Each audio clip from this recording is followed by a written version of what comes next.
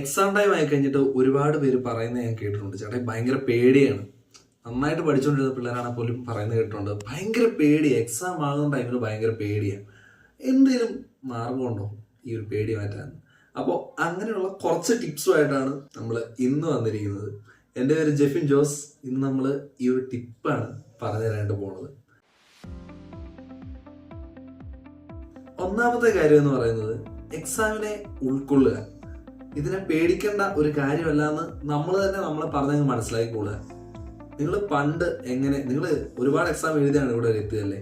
Even ഇപ്പോൾ 10ൽ exam എഴുതിയ ഒരു കുട്ടിയാണെങ്കിൽ നിങ്ങൾ 9 വരെ എഴുതിയ അതേ കാര്യം തന്നെയാണ് നിങ്ങൾ എപ്പോഴും ചെയ്യാൻ പോകുന്നത്. സെയിം പ്രോസസ്സാണ് നിങ്ങൾ എപ്പോഴും ചെയ്യാൻ പോകുന്നത്. 9 വരെ നിങ്ങളുടെ സ്കൂളിലെ ടീച്ചേഴ്സ് തന്നെ പേപ്പർ നോക്കി, പക്ഷെ 10ൽ വരുമ്പോൾ പുറത്തുനിന്നൊരു ടീച്ചർ പേപ്പർ നോക്കും. അത്രേ വ്യത്യാസമേ ഉള്ളൂ. അത് നമ്മുടെ മനസ്സിനെ നമ്മൾ തന്നെ അങ്ങ് പറഞ്ഞ് മനസ്സിലാക്കിയേക്കുക. അല്ലാതെ ഇതൊരു വലിയ കാര്യമാണെന്ന് ചിന്തിച്ച് കൂട്ടുന്നത് ഒഴിവാക്കുക. അപ്പോൾ അത് നിങ്ങളുടെ പേടിയെ മറികടക്കാനായിട്ട് നിങ്ങളെ സഹായിക്കും. കാരണം ആ പേടി നിങ്ങൾ തന്നെ ഉണ്ടാക്കുന്നതാണ്, അതിനെ ഒഴിവാക്കാനായിട്ട് നിങ്ങളെ സഹായിക്കും. രണ്ടാമത്തെ കാര്യം എന്ന് പറയുന്നത് പഠിക്കുന്ന കാര്യങ്ങൾ കൃത്യമായി പഠിച്ചു പോകാൻ ശ്രദ്ധിക്കുക.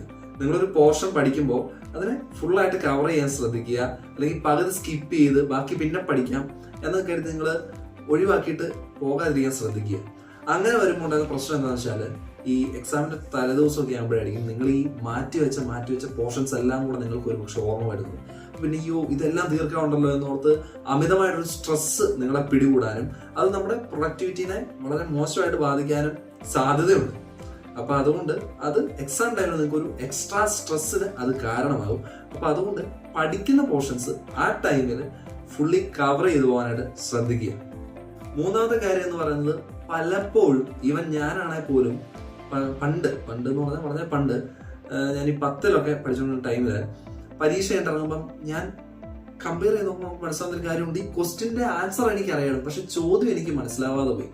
ഇങ്ങനെ ഇപ്പോഴും ഒരുപാട് പേര് പറയുന്നത് ഞാൻ കേട്ടിട്ടുണ്ട്. ഒരുപാട് പിള്ളേര് അയ്യോ ചേട്ടാ എനിക്ക് അടിപൊളിയായിട്ട് അറിയായിരുന്നു, പക്ഷെ ഉത്തരം എനിക്ക് അറിയാം, പക്ഷെ എനിക്ക് ചോദ്യം മനസ്സിലായില്ല.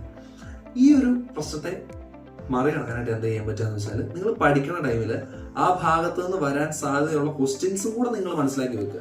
നിങ്ങളൊരു കാര്യം പഠിക്കുകയാണെങ്കിൽ നിങ്ങൾ തന്നെ അത് വായിക്കുമ്പോൾ ഇന്ന ക്വസ്റ്റ്യൻസ് ഇതിൽ നിന്ന് വരാം, ഇങ്ങനെയൊക്കെ ചോദ്യം ചോദിക്കാം എന്ന് മനസ്സിലാക്കി നിങ്ങളോട് തന്നെ നിങ്ങൾ ആ ചോദ്യം ഒന്ന് ചോദിച്ച് പഠിക്കുക. അങ്ങനെ വരുമ്പോൾ എന്താണ് ഗുണമെന്ന് വെച്ചാൽ ഈ ചോദ്യം നിങ്ങൾക്ക് മനസ്സിലാകാതെ പോകുന്നു എന്ന പ്രശ്നം നിങ്ങൾക്ക് ഒഴിവാക്കാനായിട്ട് സാധിക്കും. ഈ ഭാഗം കാണുമ്പോൾ തന്നെ നിങ്ങളൊരു പക്ഷേ ആ ചോദ്യം നിങ്ങളോട് നേരത്തെ ചോദിച്ച് പഠിച്ചിട്ടുള്ളതാവാം അല്ലേ. അപ്പോൾ അതിന് എന്താണ് ഉത്തരം എഴുതുന്നതെന്ന് നിങ്ങൾക്ക് കൃത്യമായിട്ട് അറിയാം. അപ്പോൾ ആ ഒരു പ്രശ്നം അവിടെ ഉണ്ടാവുന്നില്ല. മാത്രമല്ല ഇത് നിങ്ങളുടെ ടൈം സേവ് ചെയ്യാനും നിങ്ങളെ സഹായിക്കും കേട്ടോ. അതായത് നിങ്ങൾക്കിപ്പോൾ ആ ചോദ്യത്തിന് എന്താണ് ഉത്തരം എഴുതേണ്ടത് എന്ന് നിങ്ങൾക്ക് കൃത്യമായിട്ട് അറിയില്ലെങ്കിൽ നിങ്ങൾ വാരി വലിച്ച് കുറേ എഴുതും, നിങ്ങളുടെ സമയം കുറേ നഷ്ടപ്പെടും. എന്നെ സംബന്ധിച്ച് അങ്ങനെ ഒരുപാട് സമയം പോയിട്ടുള്ള ഒരാളാണ്. എക്സാം ഹോളിൽ നിന്ന് ലാസ്റ്റ് ഇറങ്ങിക്കൊണ്ടിരുന്ന ഒരാളാണ് ഞാൻ. അപ്പോൾ ഈ ഒരു കാര്യം പ്രത്യേകം ശ്രദ്ധിക്കുക. ഇത് നിങ്ങളുടെ ടൈമിനെ ഒരുപാട് മാനേജ് ചെയ്ത് നിങ്ങളെ ഹെൽപ്പ് ചെയ്യും.